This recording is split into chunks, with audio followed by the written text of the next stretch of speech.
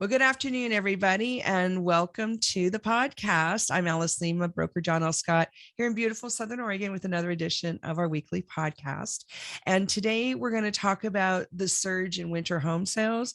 It's not normal, but maybe it's the new normal. We'll have to see. But I want to talk about 4 reasons why it's happening and why it might continue to happen as the years go on. So, with that in mind, I want to give you a quick minute to subscribe to the channel, give us a thumbs up, share it with some friends or family, leave me a comment. You can DM me and talk to me privately, and we can get some things going for your personal real estate needs and wants. Okay.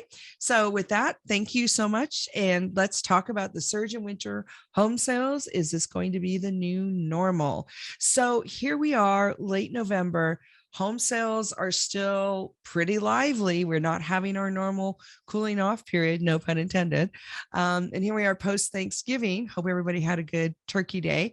And we're just looking at the numbers, and we're still seeing as much activity a lot of times as we do in early spring. So it brings up some interesting questions and some interesting answers. So number one reason why is we still have a lot of pent up demand from both sellers and buyers. You know, people waited. They're just now feeling comfortable, just now getting around to making their decision, taking the action steps necessary to get out in the market and buy or sell or both. And then the ongoing interest rate dilemma. Are the rates going up? If so, when? Blah, blah, blah. And, you know, I don't know. I'm an older person. I've watched the feds do so many weird things. I still say, get the property you can afford that makes you happy and pull the trigger regardless. But it sure is nice to get a 3-point something than a 5-point something.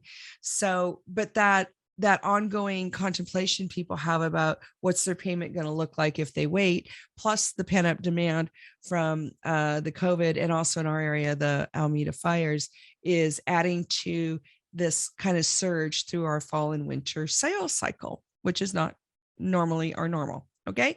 Number 2, we had a lot of fear of making changes during the COVID and post fire. People really just took a wait and see attitude. And now they're ready to make a change. They're tired of waiting, or they figured it out, or they just don't care. They're just doing it. And again, a lot of it has to do with interest rates, but I think it's important to isolate that element of wait and see. So many people were afraid to make a change. Some people just didn't want to make a mistake, especially a lot of older people. You know, when you're older and you only have one move left, that is a much bigger deal to contemplate and to execute that downsize, that move in with the kids, that assisted living, whatever you're doing, that is a big deal. And you don't want to get it wrong because you can't recover from it. And a lot of us older people kind of didn't make great real estate decisions at some point along the way, and it might not have even been our fault, but we made some kind of a mistake in the property we chose or the way the sale went down. And we just don't want to do that again or have that, or we can't afford to be wrong. So there was a lot of hesitation that is now just like the doors are open and people are just gushing into the market. And that is adding to some not only volatility, but also more opportunity because we have more properties on the market to choose from. But it was that fear of change during the COVID and also post fire in our area that really postponed people from making their next life decision with their real estate. Okay. So that's number 2. Number 3, the ongoing quarantine, mandate, lockdowns, whatever you want to call it, this accumulation of I have to stay home. I can't go out. I can't go to my office. The kids can't go to school, blah, blah, blah, blah, blah, blah, blah. You know, and forget about tango dancing or whatever your hobbies were. You know, that lockdown and ongoing quarantine situation is really really riveted in people's brains now. And this idea of I have to make a change, I have to live somewhere else, I have to live in something else because I can't stand my house, my neighborhood, my whatever. It's not a desire anymore, it's a necessity. This idea of I want this much space or this much yard or this kind of a location has gone from being a nice to have to an absolutely have to have. So that is a huge moment in a community's psyche or a person's psyche where we go from desire to necessity. That really elevates the weight of the change, the move, the sale, the purchase, whatever people are doing. Having a nice home used to be a heart's desire, and now it's like, boy, I gotta have 4 bedrooms and an office and a cottage because grandma's not going back to wherever she was. Or, just everybody has their own scenario, but it's that idea that we just have to have a different floor plan, a different address, a different geographical location. And it's not something that can wait anymore. It's also not something that we feel guilty about.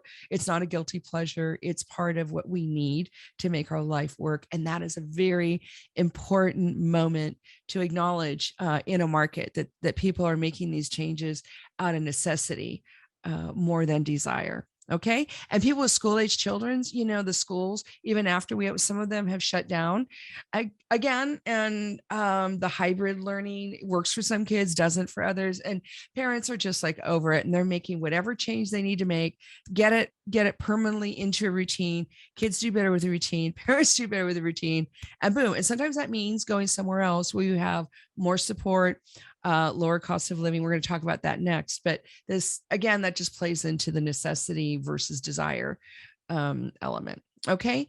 And number 4 is the continued exodus from the more expensive parts of the nation or the world or the state that you live in, the more expensive, high tax, high cost of living, maybe sprawled out. So now you're spending a fortune on gas, and gas is ridiculous.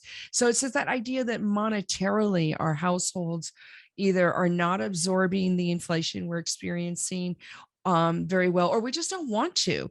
And there's this, you can watch heat maps. They have population moving maps online, and they're really, really interesting to see where people are leaving from and where they're going to. And a lot of it has to do with the ability on the internet. And in literally 12 minutes, I tested it, 12 minutes online, you can find another place to go and have enough information that you're at least willing to put it on, the maybe pad. And I find that just remarkable that people can do that we can do that. And our employers are a lot more supportive of that as long as we can, perform our duties. And try to get a moving truck from the West Coast to someplace in the Midwest. It's very, very expensive, but yet they'll let you have it for free if you're coming the other direction. So there's all these things happening that show us that people are leaving the more expensive places to live and going to either the less expensive places or just a better lifestyle, lower cost of living, lower taxes, maybe family wise or extended family wise, more support. That kind of thing. But there is this continued exodus of movement. People are changing their address to change their life, which is my slogan, change your address, change your life. But that's happening right now. And I think that's what's going to continue. And this is my prediction. This is only by Alice, but you know how I love to make my predictions. But I'm thinking that based on what we've seen in the community reaction and the employment reaction, the labor reaction to the COVID and the real estate market reaction, that what if we end up with what's kind of a flat market as far as sales? Like we have the same amount of sales in the winter now as we do in the spring and fall because it's not seasonal. What if it's not seasonal anymore? And I'm basing that prediction because it's not based on location anymore. I mean, it is, but it's not. So we don't have to live in San Jose, for example, to work for Google. You can live in South Carolina. Maybe Google will let you do that, but it's just an idea. Maybe I shouldn't be naming names, but the idea is maybe you can have a really great job and work remotely. And keep that level of income that you had and live somewhere else, or it's just a more enjoyable lifestyle for you. But this idea that we have to wait till school's out. So what if we don't really have a back to school? What if we continue for some number of years or permanently, semi-permanently with this hybrid option? Just waiting to see if more variants come on. So but the idea is, what if it just stabilizes throughout the year and there's no up and down in the sales volume because the deadlines are gone and the idea of location to some respects is gone. I just find that so interesting. So anyway, that's my prediction, and we'll see if I'm right. We'll check back next year. We'll check back the years coming and see, but it could very easily just even out, that there's really no difference sales volume wise in moving in the winter or fall. You're going to still have properties to choose from. People are still going to put their house on the market. And that just, at least in Southern Oregon, wasn't, really the way things used to be. So we'll just have to see. The surge in winter sales could be the new normal. Things could level out, but we'll see. Anyway, enough of that. Hope you have a beautiful rest of the weekend. I'm Alice Lema, broker John L. Scott here in Southern Oregon. I'm a great listing agent, great investment helper, great buyer's agent, great with tenants, downsizing, whatever you need. This is my bag. Work both counties. So give me a call, give me a text, 541-301-7980. I want to be your agent. Have a beautiful what's left of the weekend. Talk to you next week. Bye now.